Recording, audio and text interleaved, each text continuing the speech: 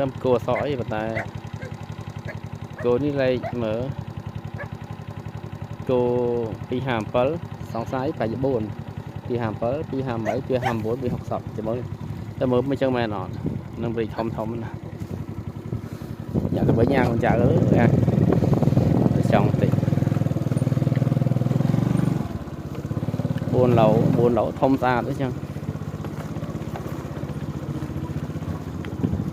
trời ơi cái bì hậu này bì hậu mùi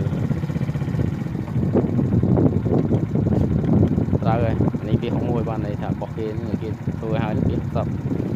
chẳng hàm bờ hàm vậy hàm buồn học tập buồn lầu mà chẳng ban yên thông hay sạn mà buồn lẩu xa rồi